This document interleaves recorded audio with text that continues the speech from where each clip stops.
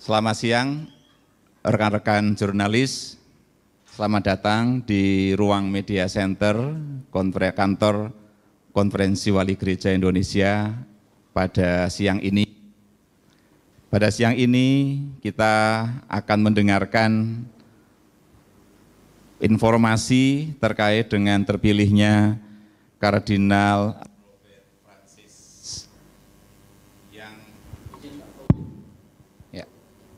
Baik, kita akan mendengarkan secara langsung terkait dengan terpilihnya Paus baru, Paus Leo ke-14, yang ini juga menjadi berita gembira bagi gereja Indonesia pada khususnya dan juga gereja Katolik secara universal. Hadir di tengah-tengah kita Monsinyur Antonius Subianto Bunyamin. Beliau adalah Ketua Konferensi Wali Gereja Indonesia yang akan memberikan informasi terkait dengan terpilihnya Kardinal Robert Francis Prevost sebagai Paus yang ke-267. Waktu dan tempat saya persilahkan kepada Bapak Uskup. Silakan. Selamat siang rekan-rekan media. Pertama-tama bersama para uskup seluruh Indonesia, saya mengucapkan terima kasih kepada rekan-rekan media yang terus memberitakan kabar-kabar baik selama masa duka Paus Fransiskus, dan kini juga kabar sukacita sejak terpilihnya Paus Leo ke-14. Dan syukur kepada Allah kita berada dalam keadaan sehat dan penuh berkat. Sebagaimana kita tahu bahwa konklav diadakan pada tanggal 7 Mei yang lalu, diikuti oleh 133 kardinal dari 135 kardinal yang mempunyai hak suara. Dua diantaranya tidak hadir karena alasan kesehatan. Konklav kali ini berjalan dengan relatif baik, cepat juga. Dalam waktu 25 jam sejak konklav dibuka, terpilihlah Kardinal Robert Francis Prevost OSA sebagai Paus yang memilih nama Leo ke-14. Menurut Bapak Kardinal Ignatius Suharyo yang berbicara via telepon dengan saya, dalam pembicaraan selama masa duka itu ada pertemuan-pertemuan para kardinal setiap hari, itu berbicara tentang figur paus yang akan datang itu seperti apa. Rasa-rasanya harapan-harapannya itu mengarah pada figur Fransiskus kedua yang akan meneruskan. Dan rupa-rupanya suara itu sejak awal, sejak pemilihan sudah tertuju kira-kira siapa yang akan terpilih. Maka tidak begitu lama terpilihlah Kardinal Robert Prevost sebagai Paus, dan para kardinal ini yang hadir di sana menerima dengan sukacita Paus Leo ke-14 ini. Dan ini Paus dari Ordo Santo Agustinus yang pertama, ya. Paus pertama juga yang lahir di Amerika Serikat dan berkebangsaan, berkewarganegaraan Peru, ya. Dan mudah-mudahan ini dua kombinasi yang luar biasa, latar belakang negara maju yang kita tahu superpower dengan negara Peru, Amerika Selatan, pinggiran, banyak kaum miskin, banyak kaum menderita. Ini menjadi kombinasi yang luar biasa. Maka itulah sebabnya kenapa yang bagi saya memilih nama Leo 14 juga, ya. Kemudian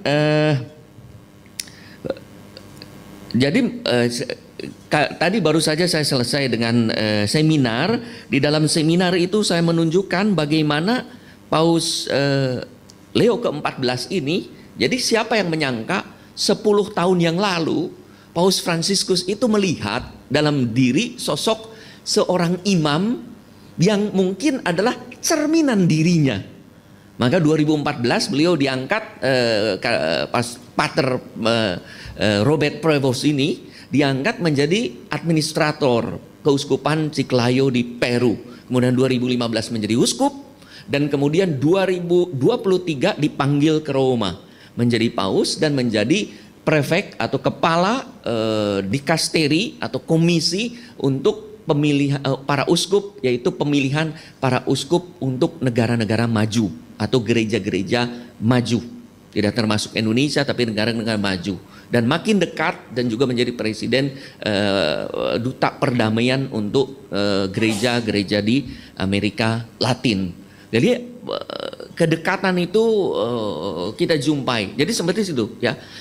Seperti seakan-akan saya bilang ini kembaran Paus Fransiskus yang lebih muda. Hidup sederhana ya, penuh bela rasa, hidup suci, penuh dedikasi yang muncul di dalam pribadi Kardinal Robert Francis Prevost. Maka bagi saya kenapa tidak memilih Fransiskus II? Ini tafsiran ya, bisa mudah-mudahan tidak salah ya. Sejauh yang saya amati, yang saya yakini, maka saya menduga begini. Dia ingin melanjutkan karya pastoral menghadirkan Paus Fransiskus dengan gebrakan Leo ke-13. Dan kita tahu siapa Leo ke-13, itu adalah paus yang pertama menerbitkan ensiklik ajaran sosial gereja Rerum Novarum pada 15 Mei 1891 yang kemudian menjadi dasar ajaran-ajaran sosial gereja setelah itu. Maka seluruh ajaran sosial gereja yang sekarang diungkapkan dan juga diajarkan oleh Paus, termasuk oleh Paus Fransiskus, itu adalah berdasar pada Rerum Novarum ini. Dan gebrakannya luar biasa kalau kita perhatikan itu, seakan-akan situasi 1891 itu sama ada dialami segini dengan kompleksitas lebih rumit. Maka hal ini tidak hanya diatasi dengan gebrakan moral, tetapi dengan pendekatan spiritual, kasih dan bela rasa. Maka Paus pertama tampil mengatakan damai sejahtera bagi kalian semua. Kata-kata siapa itu? Itu kata-kata Yesus yang dipakai yang disampaikan oleh Yesus pertama muncul di ruang ketika para murid Yesus yang sedang mengalami down karena dunia seakan-akan kacau semua. Yesus andalannya wafat. Yesus damai sejahtera bagi kamu, memberi harapan. Seakan-akan mengajak juga kepada kita, mari dalam situasi seperti saat ini, kalau orang mengatakan krisis moral, krisis ekonomi, krisis politik, krisis sosial, mari kita tetap berharap, mari kita berjuang, dan kalianlah duta-duta perdamaian dan duta-duta damai sejahtera. Maka beliau berkata, mari kita bangun jembatan. Ya, begitu jalan, mari kita berjalan bersama kembali. Ya, berjalan bersama. Maka kemarin dalam perayaan Ekaristi pertama bersama dengan para kardinal, sebelum menyampaikan khotbah dalam bahasa Itali, beliau menyampaikan pengantar dalam bahasa Inggris, mengajak para bapak kardinal, mari para bapak kardinal berjalanlah bersama dengan saya. Saya tidak bisa berjalan dengan sendiri, saya membutuhkan para bapak kardinal untuk mengembalakan gereja, membawa perdamaian ini. Maka beliau mengajak semua orang, semua gereja Katolik dan semua orang yang berkehendak baik untuk bersama-sama membangun dunia yang lebih damai. Maka saya kira figur teladan kehidupan karya Paus Fransiskus akan kita lihat dalam diri Paus Leo ke-14 dengan penerapan kebijakan dan tindakan pastoral yang saya kira disesuaikan dengan situasi yang dalam dinamika sosial politik yang terus-menerus kian cepat. Jadi luar biasa. Bonusnya apa? Paus Leo ke-14 ini pernah ke Indonesia, bukan sebagai paus, sebagai superior jenderal Ordo Fratrum Agustini, ya, Sancti Agustini. Jadi Ordo Fratrum Sancti Agustini, OSA, yang ada di Keuskupan Manokwari Sorong. Dan uskup nanti yang terpilih putra Papua pertama Timika itu adalah uskup Bernardus Befowitz baru OSA dari kongregasinya. Nah, 22 tahun yang lalu sebagai superior jenderal namanya Pater Robert Francis Prevost berkunjung, artinya pasti mendarat di Indonesia dan kemudian ke tanah Papua. Jadi bonusnya adalah bagi kita, beliau sudah mengenal kita, bisa dan Indonesia kita berharap juga ada di hati mereka.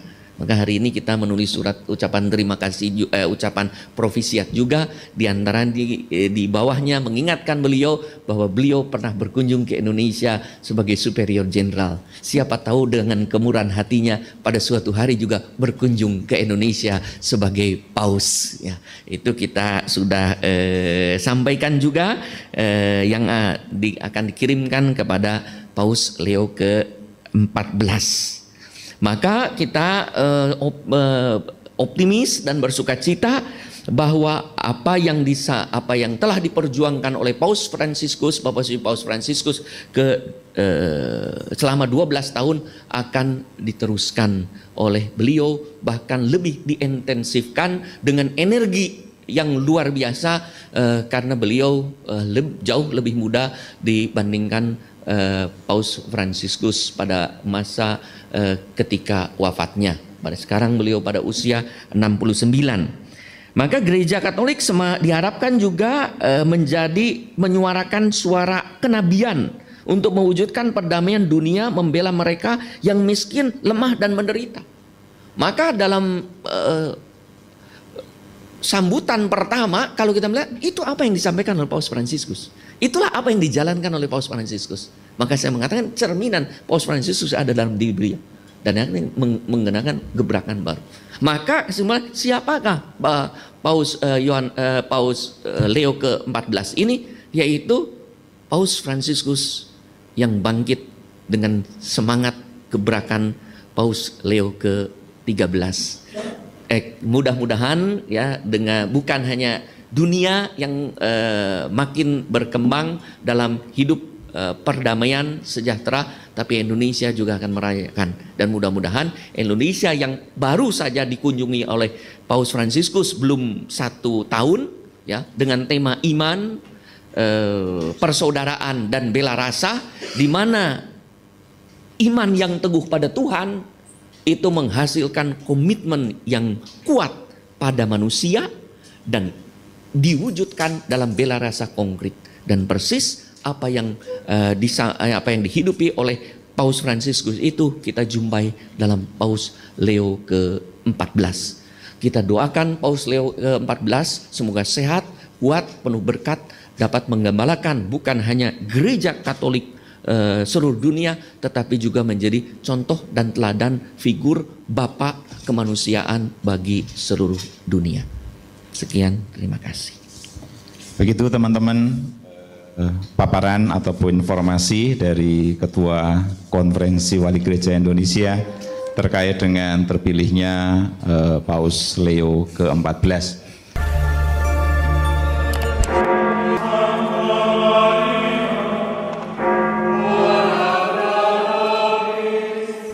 Dominus vobiscum.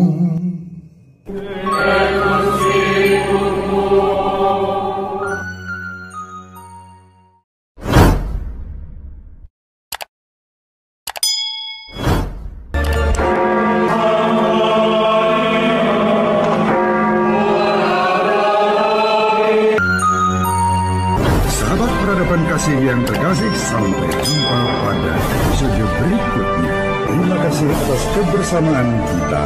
Salam peradaban kasih dari Globis. Berkah dalam